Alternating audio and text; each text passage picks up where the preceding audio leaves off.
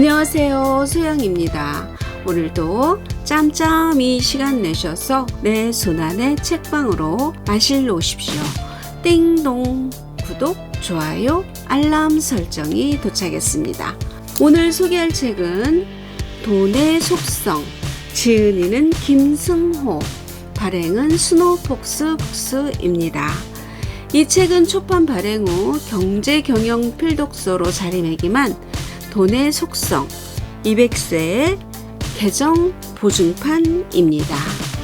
200세에 맞춰 코로나19로 바뀐 경제 상황과 돈에 관한 김승호 회장의 추가 메시지와 돈에 대한 통찰과 철학서입니다.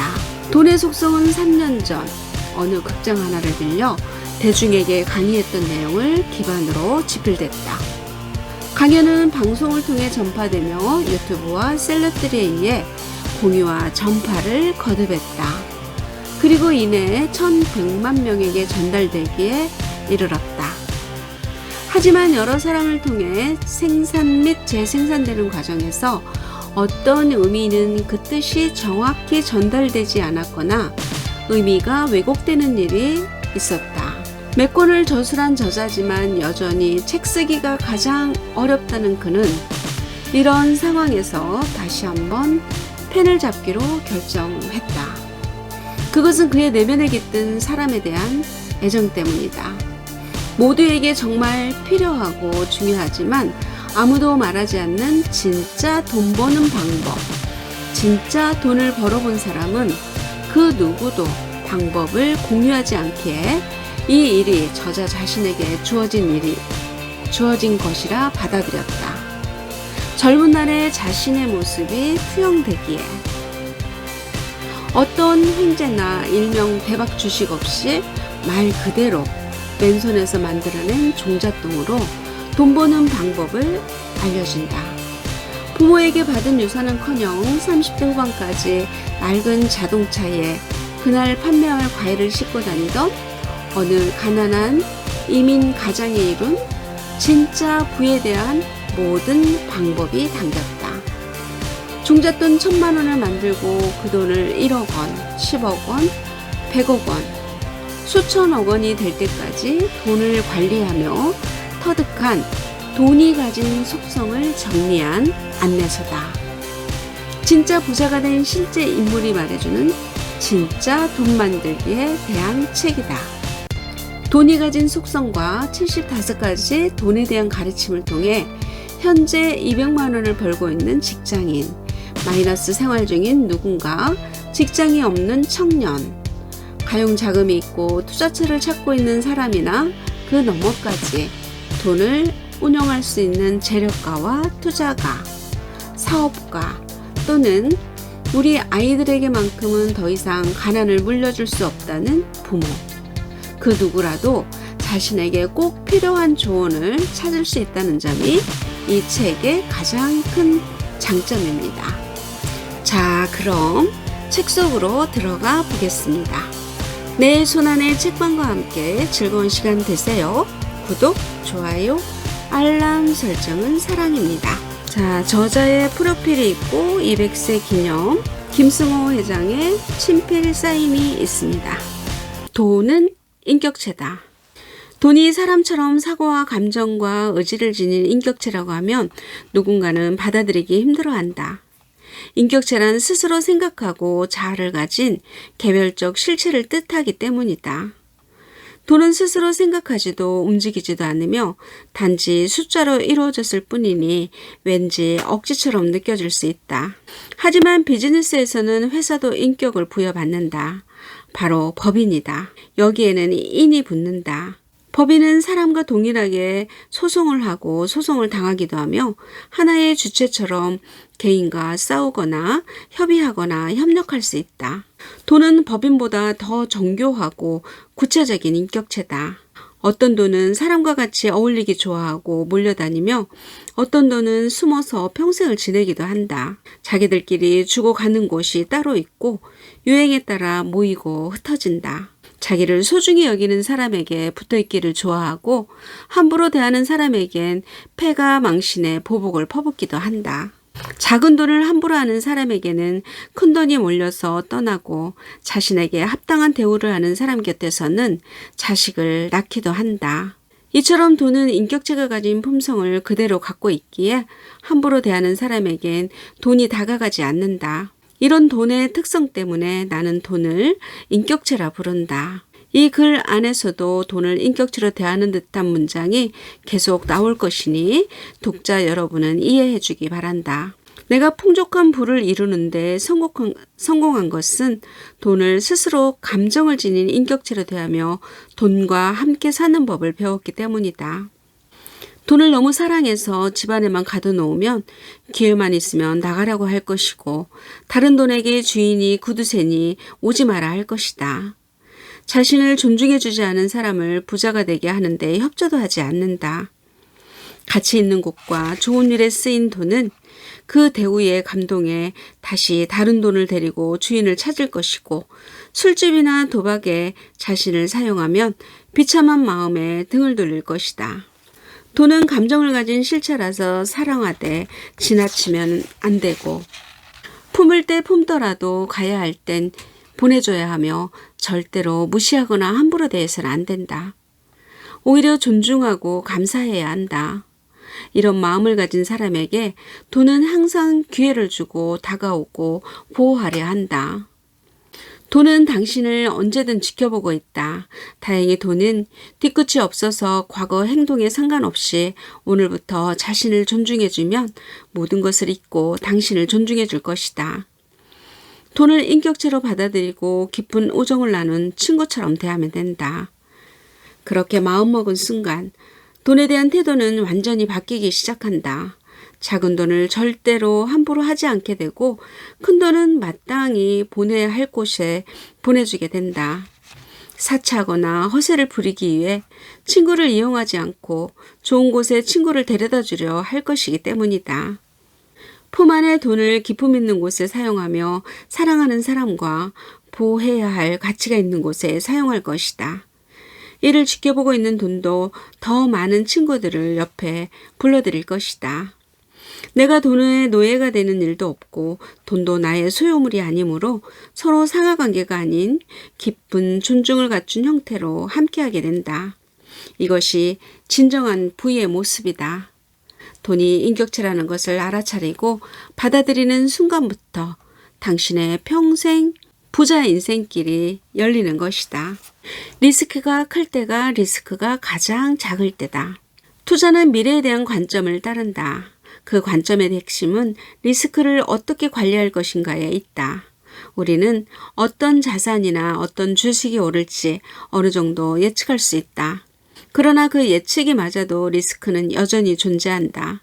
특정 자산에 진입하는 시기에 따라 수익이 다르기 때문이다. 전체 자산이 오르고 있는데도 손해를 보는 이유는 내가 가진 시간이 모자라거나 내가 투자한 돈의 질이 좋지 않기 때문이다.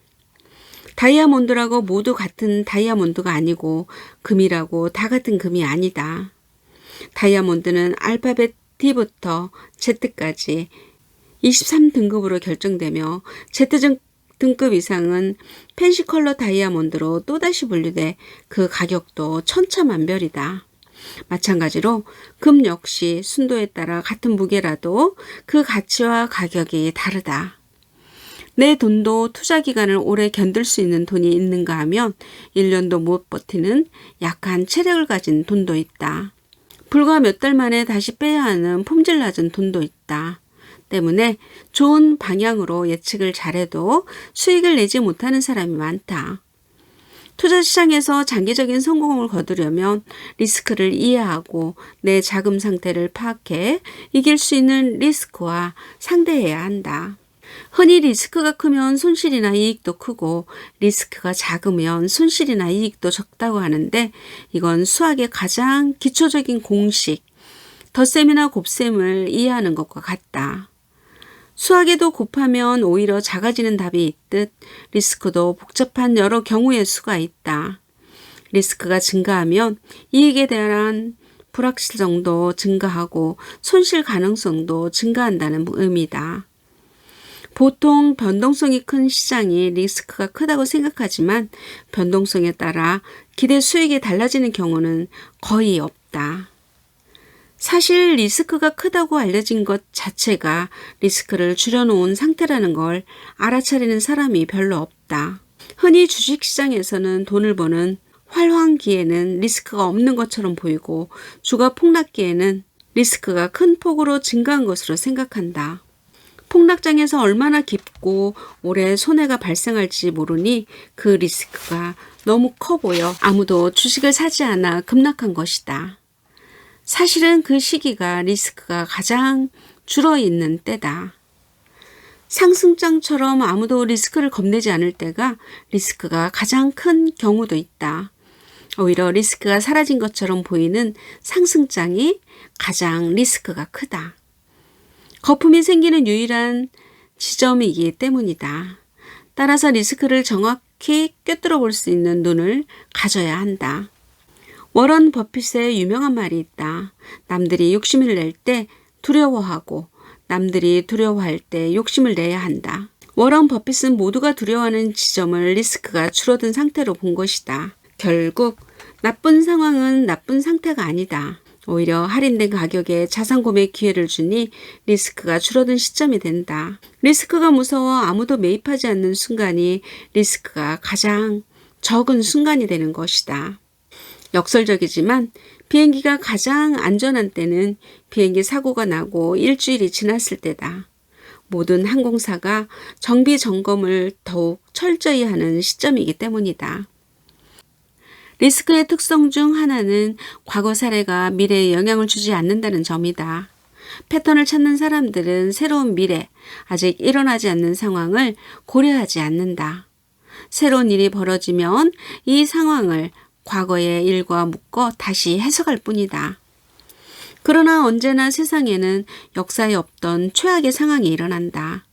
그리고 투자 세계에서 이를 대비하지 않는 사람은 사라지게 되어 있다. 또한 리스크는 정기적인 모습을 가진 채 비정기적으로 나타난다.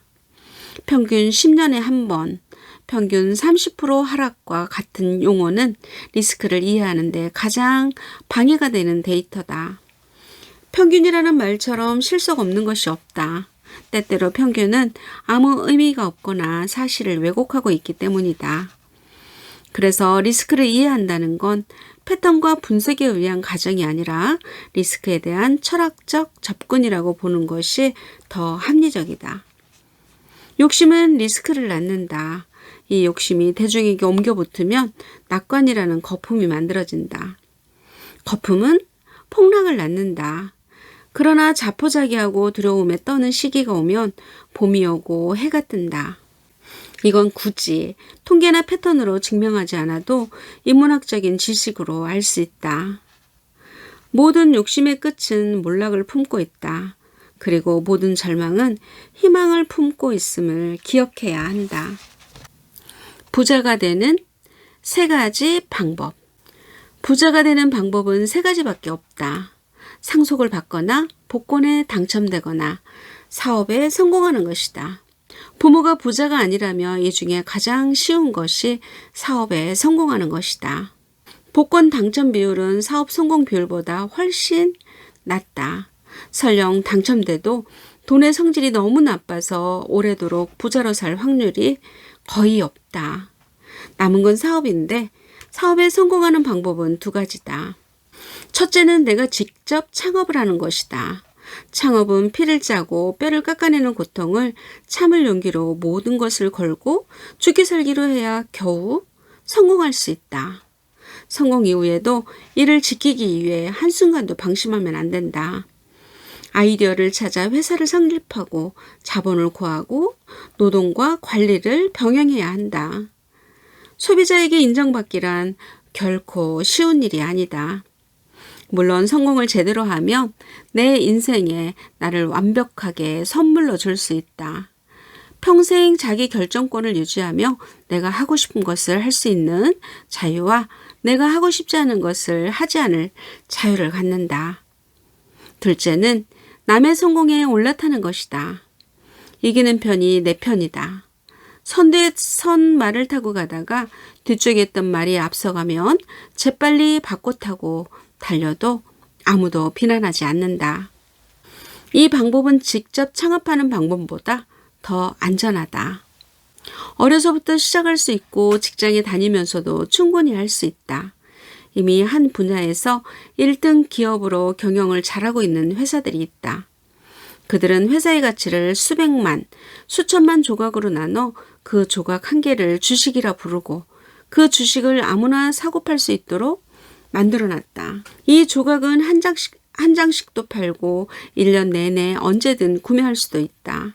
은행이나 증권사에 방문하면 그 자리에서 바로 살 수 있는 계좌를 만들 수 있고 인터넷이나 앱으로도 가입 가능하다. 그 회사의 주식을 사기 위해 회사를 찾아가거나 연락할 필요도 없다. 금융사들이 대부분 이 거래를 대행하고 있기 때문이다. 이런 회사의 주식을 갖고 있으면 회사가 커질수록 주식 가치가 올라가는데 해마다 혹은 분기마다 이익을 분배해서 나눠주기도 한다. 그 회사의 주식을 사서 모으는 일은 직접 경영하는 것보다 훨씬 쉽다. 하지만 여기서부터 조심하고 노력해야 되는 일이 있다. 주식을 사서 모으면 팔 생각을 버려야 한다. 주식은 파는 것이 아니라 살 뿐이라는 생각을 가져야 한다. 내가 산 주식이 사자마자 빨리 오르면 좋은 일이 아니다. 오래 천천히 길게 올라야 한다.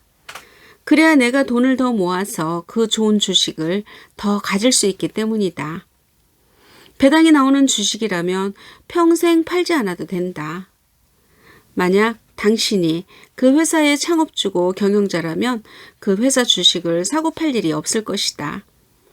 단 한 주만 갖고 있어도 당신은 사주다. 그러니 사주의 마음을 갖고 회사를 공부하고 살펴야 한다. 대표이사, 즉 회사의 사장은 주주들이 경영을 맡긴 고용자다. 그 고용인이 회사를 잘못 운영하거나 회사의 본질 가치가 훼손되지 않는 한 주식은 파는 것이 아니다.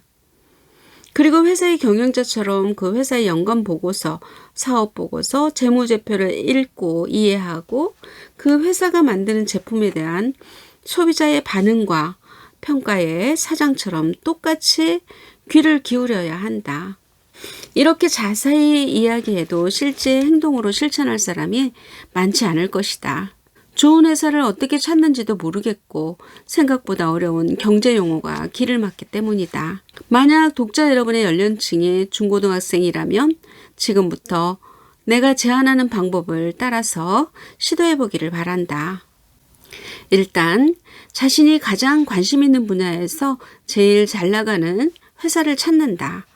해당 업계에서 시가총액이 가장 큰 회사를 고르면 된다. 분야 1등은 아주 중요하다. 1등은 대체로 망하지 않으며 시장에 위기가 생기면 대마불사로 오히려 업계를 장악하기도 하고 가격 결정권을 갖고 있다. 업계 1등 기업을 골라 자기 형편에 따라 매달 한 장 이상씩 주식을 구매하라. 구매한다는 그 자체가 중요하다. 주식을 사놓지 않고 공부하는 것과 주식을 보유한 상태에서 공부하는 것은 완전히 다르다. 사업을 바라보는 눈 자체가 달라진다.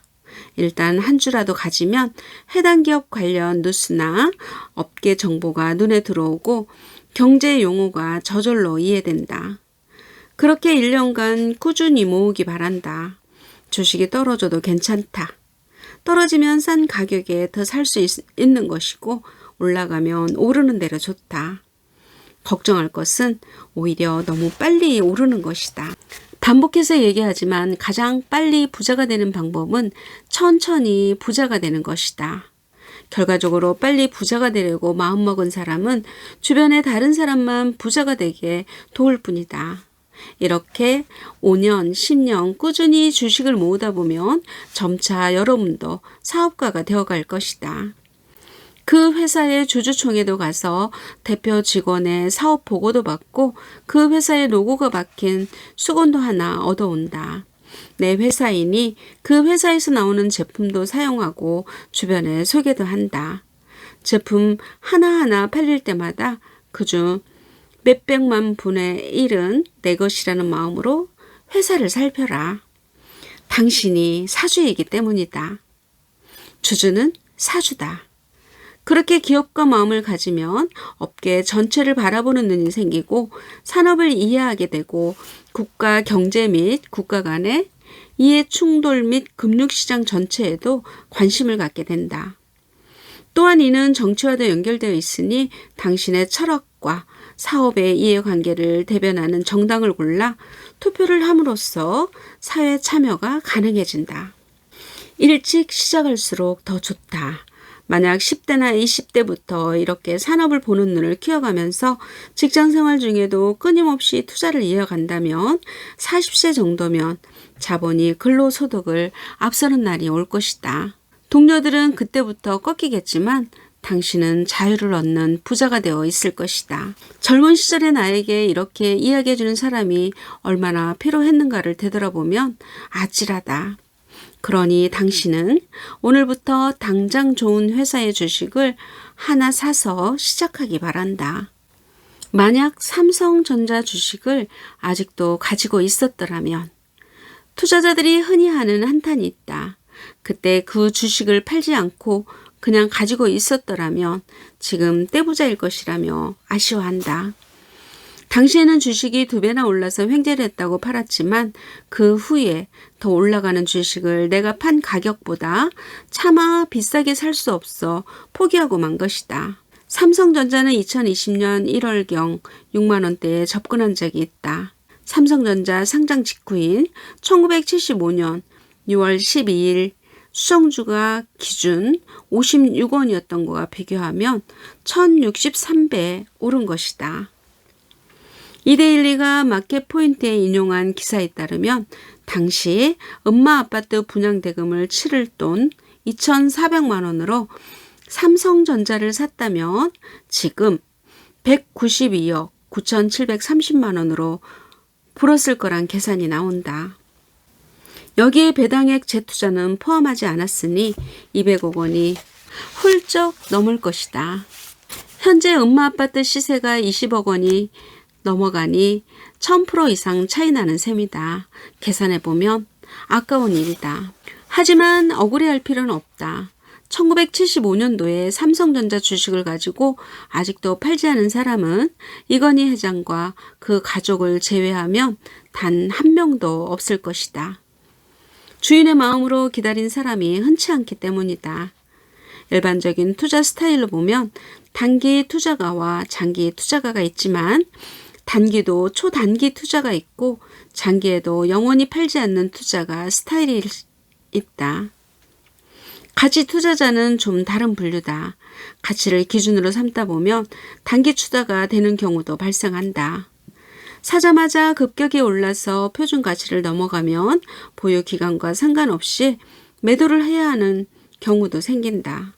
나는 주식을 오래 갖고 있는 것이 좋다고 말하지 않는다.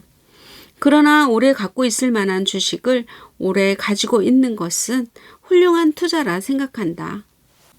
앙드레 코스톨라니도 파란만장했으며 전설적인 당시 장기 투자자인 일본의 코레카와 긴조도 몇 번의 파산을 맞이했었고 피터 린치는 불명예 퇴사를 당하기 전에 스스로 영리하게 걸어 나왔다. 이들 모두 장기 투자자이지만 힘든 날이 없던 것은 아니다. 대표적 장기 투자자이자 가치 투자자인 워런 버핏조차도 2020년 코로나 바이러스로 인한 주식시장 붕괴로 큰 타격을 입었다. 6개의 종목이 무려 50% 이상 폭락했는데 버핏의 전통적 가치주 중심의 포트폴리오가 유난히 강한 폭격을 맞았다.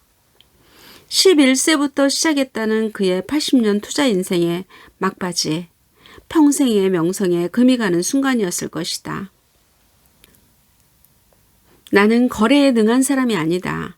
거래에 능하지 못한 사람은 거래를 하면 안 된다. 그래서 자동차를 사기 위해 흥정을 할 때도 적정 가격을 찾아낸 후 세일즈맨에게 최종 인수 가격을 단 한 번만 제시할 수 있다고 말한다. 가격이 마음에 들면 한 푼도 안 깎고 살 것이고 마음에 안 들면 그냥 나갈 것이라고 말한다. 그리고 추가 흥정은 하지 않겠다고 한다. 대부분 이 방법으로 가장 합리적인 가격으로 차를 살 수 있었고 1시간 안에 차를 가져온 적도 있다. 부동산을 살 때도 거의 같은 방법을 유지한다. 흥정이 완료되었는데 또 다른 이유로 다른 가격을 요구하는 순간 나는 거래를 중지한다. 다시 흥정이 오가는 상황보다 매물을 버리는 쪽을 선택한다. 눈치가 오고 가고 협상을 주고받는 일을 좋아하지도 잘하지도 못하기 때문이다. 이 방식이 거래를 잘하지 못하는 사람이 쓸 수 있는 가장 최선의 거래 방법이다. 그래서 주식을 매번 사고 팔아야 하는 상황도 싫어한다. 한번 사면 오랫동안 거래를 하지 않아도 되는 회사를 고른다. 심지어 평생 팔지 않아도 될 회사를 좋아한다. 이전에 서로 이웃으로 지내던 두 사람 중 한 사람은 논밭을 팔아 서울 변두리를 돌며 집 장사를 하면서 돈을 많이 벌었다. 대신 아이들은 학교를 1년에 한 번씩 옮겨야 했다.